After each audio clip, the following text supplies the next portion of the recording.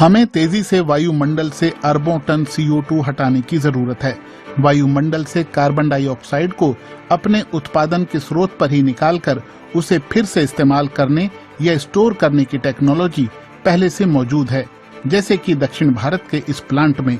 लेकिन बात इतनी भी सीधी नहीं है। क्षमताएं अक्सर वैसी नहीं निकलती जैसा कि हम अंदाजा लगाते हैं, लिहाजा और ज्यादा शोध की जरूरत है और हम ये नहीं जानते कि हम इसमें आखिर कितना सुधार कर सकते हैं। दूसरी तरफ ये 800 भेड़ें बढ़िया काम कर गुजरती हैं। चरने भर से वो मिट्टी की कार्बन भंडारण क्षमता को बढ़ा देती हैं, बिना किसी महंगी टेक्नोलॉजी के। उनकी बदौलत ही मिट्टी में खाद बन जाती है और उस खाद में 60% कार्बन होती है। किसान टीनो रील के लिए भेड़ों का बड़ा महत्व है। ज्यादातर किसान फसल काटकर खेतों को ऊसर छोड़ देते हैं, लेकिन रील एक कैच क्रॉप यानी बीज की फसल बो देते हैं।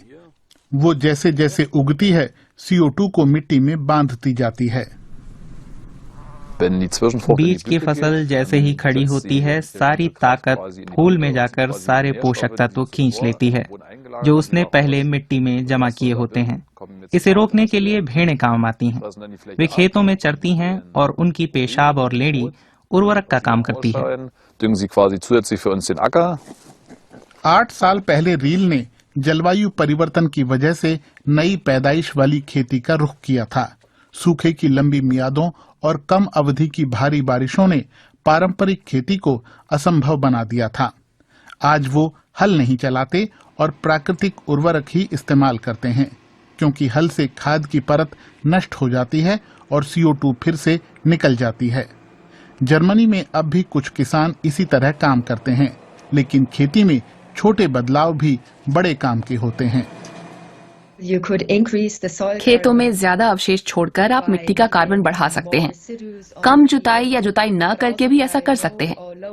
मिट्टी में कम खलल पड़ेगा और इस तरह पौधे के किनारे पड़ी हुई सामग्री को सूक्ष्मजीवी कम सड़ा पाएंगे। पेड़ सबसे अच्छे कार्बन संग्राहक माने जाते हैं, लेकिन दुनिया भर में जंगलों पर खतरा है। वो अक्सर गैर कानूनी ढंग से साफ कर दिए जाते हैं या कीड़े उन्हें चट कर डालते हैं या आग उन्हें निगल जाती है। पिछले 30 साल में दुनिया के 4% से ज्यादा जंगल ऐसे ही बर्बाद हुए हैं और भी जंगल नष्ट हो रहे हैं। जंगलों को बचाने के बहुत सारे अभियान हैं, जैसे कि यहाँ रूस में। महज 7 साल में हमारे पौधे मुझसे भी बड़े हो जाएंगे। और तब ये पेड़ हवा से खूब CO2 सोख सकेंगे। हर साल वायुमंडल में जाने वाली करीब 40 अरब मीट्रिक टन कार्बन डाइऑक्साइड में से 1/3 तो जंगल ही जब्त कर लेते हैं। कुदरती समाधानों में से जंगलों के पास ही संभवतः सबसे ज्यादा क्षमता है। ऐसा इसलिए है क्योंकि वनीकरण की क्षमता वाले उसके बड़े इलाके के पास उच्च कार्बन घनत्व होता है, यानी प्रति वर्ग मीटर बहुत सारा कार्बन। सड़ी हुई वनस्पति वाली दलदली जमीन यानी पीटलैंड भी CO2 को बांधती है। दुनिया भर में जैविक तौर पर जब्त कार्बन का 44% हिस्सा इसी पीठ भूमि का है, लेकिन अकेले जर्मनी में 90% से ज्यादा पीठ भूमि खेतों के लिए सुखा दी गई है। दलदली मिट्टी से नमी हटाने का मतलब है वनस्पति का सूख जाना और कार्बन डाइऑक्साइड का पर्यावरण में मिल जाना। पीटलैंड में CO2 का जमा होना ऐसी चीज है जो सदियों में होती है, यानी उतनी फौरी तौर पर नहीं होती जैसा समाधान हम यहाँ चाहते हैं। टीनो रील की अपनी भेड़ों के साथ बीज की फसल उगाने वाली खेती तेजी से काम करती है। अच्छी मिट्टी में गाजर जैसी गंध होती है।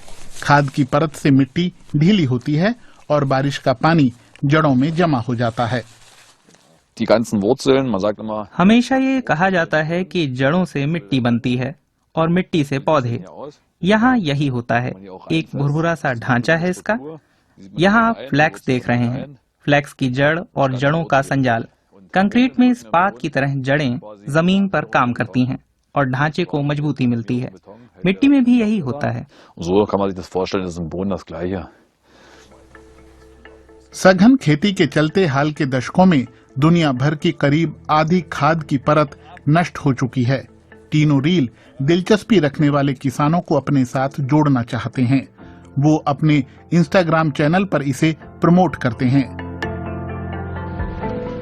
दक्षिणी गोलार्ध में खासतौर पर मैनग्रोव के जंगल कार्बन भंडारण में असरदार हैं। भू धसाव के खिलाफ तटीय सुरक्षा और मछली पालन की नर्सरी के रूप में जानकार हर साल 65 अरब डॉलर से ज्यादा के लाभ का अनुमान लगाते हैं। उनमें बहुत ज्यादा कार्बन घनत्व होता है, इसलिए मैंग्रोव जंगल के प्रति वर्ग मीटर में बहुत सारा कार्बन, इसमें से बहुत सारा तलछट में जमा होता है, सिर्फ बायोमास में नहीं। मैंग्रोव जंगलों को देखें तो ये सही भी है। एक ट्रॉपिकल बरसाती वन के लिहाज से ये उतना बड़ा भी नहीं है, लेकिन तलछट में काफी कार्बन जमा हो सकती है। वायुमंडल से कार्बन डाइऑक्साइड निकालने वाला कोई अकेला कुदरती कार्बन सिंक नहीं है। कुदरत ने हमें बहुत सारे विकल्प दिए हैं और इनमें सबसे पहला ये है कि हम CO2 उत्सर्जन में कटौती करें।